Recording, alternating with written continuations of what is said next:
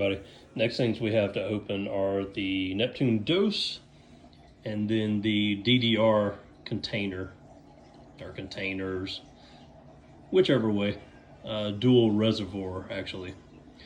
So what I'm gonna do is, like I do all my videos, since I have to hold my phone to record these, I'll kind of open them up and do progress video along the way, and then I'll get it all set up in mind in the cabinet and show you what it looks like.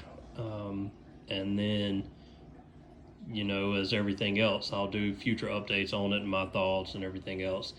This is one of those really common items that everybody's done videos on, but you know, I just kind of like to do my own, and then not necessarily just to have another one out there, but you know, just for anybody interested in following my tank, and then, you know, even not necessarily a documentation, but you know, just video that I could look back on one day as the steps and progress of my tanks. So anyway, without further ado, here we go. All right, so just pop this guy open, and looks like just foam it in there, slide right out.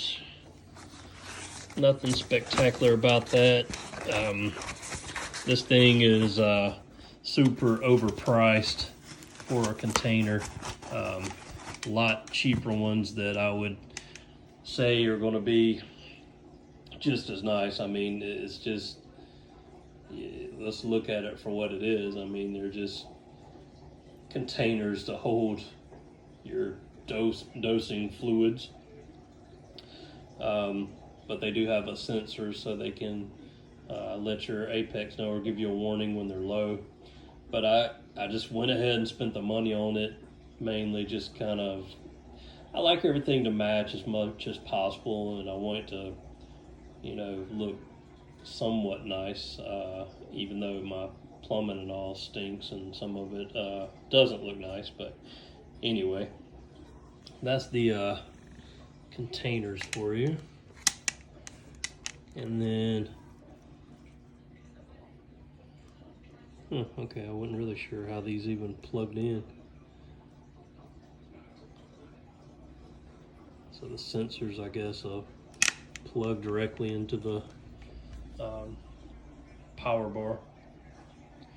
Okay, let's get the DOS open. All right, flip the top lid open. Looks like we have a Maxima clam there. Sticker with everything. Getting started guide.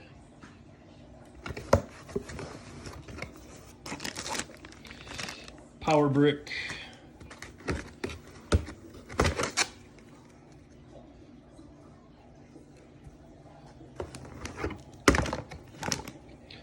All the little add-ons, things you need.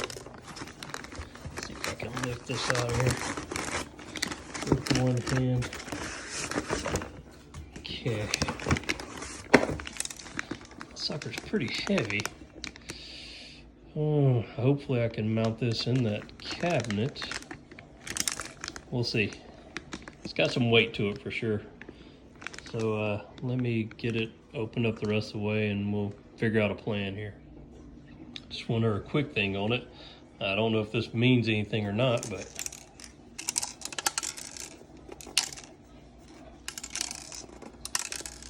sounds like it's got a screw bouncing around in there. So hopefully this thing works. We shall see. Okay, so I have the DOS mounted inside my cabinet. I just went ahead and used the mounting holes that had in the back of it, and it seems pretty sturdy on the wall there, so I guess it'll be good. I almost decided to build a little shelf for it, and then I thought about putting it in my little side cabinet, but then I was like, you know, if I put it right here, look how close it is to the sump and the connections. So I think that'll really be beneficial, I hope anyway. I've never used one of these before, so we'll see how it works. I know the next step is I'll get the containers in here and then fill them up and then I know you go through like a little calibration, and I'll run the tube and then I'll show you what it all looks like after I get it hooked up. I think I'm just gonna, put this guy in here, and should be good to go. All right, I'll be right back. Okay, DOS, everything's hooked up, connected. Got the containers filled up, ready to go. For anybody that wants to know, if you're thinking about buying them, I know there's other videos out there, but very simple process. You run a line to it, you hold down the button to prime it,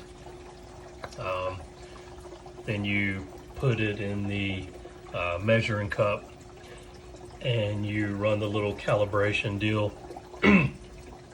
under task, and then you input how many milliliters went in the measuring cup. Do that on both sides, and then you're good to go. This being my first one, I do have a question for everyone. So the light in the middle only has the very tips lit up. Is it supposed to be that way? I know with all the other Neptune devices, the whole thing lights up. So I'm wondering if I got like a faulty unit. Like I showed you before, it had a screw loose inside it. Oh, I didn't show you, that's right. You could move it and hear something move around in it. And when I did the punch outs for the mounting on the back, then I was able to empty out what was inside, which was this little screw. So I know that can't be a good thing. I mean, it holds something in there. So I don't know what kind of problems might come up from that, depending on, what I find out about the light. If the light's out, and one other issue, the left side works fine, the right side, if you can see inside there, the hose is a little offset and it rubs against the sides when it moves, and it kind of makes like a back suction when it's pumping, so it pumps out differently than the left side. So anyway, I might, talk to customer service at BRS and see what they say about that. I'm not having the best. I've always been a Neptune fan, but here lately I hadn't had the best of luck with some of their products. I've got the video with the automatic fish feeder. That was bad when it came in, and had a couple other minor issues. But anyway, that's all I got for this video. I'm about to do the next thing. There's the new sump.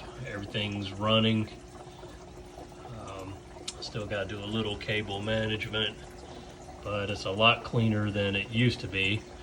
And then I also have more room, so I'm pretty happy with it right now. Thanks for watching. Let me know if you have any questions. If you haven't, please subscribe. I'm trying to grow the channel, and if I could ever just get to 1,000 subscribers, then that'll let me know that I've been successful in doing this. That's my goal. I'm trying to get there. Thank you very much.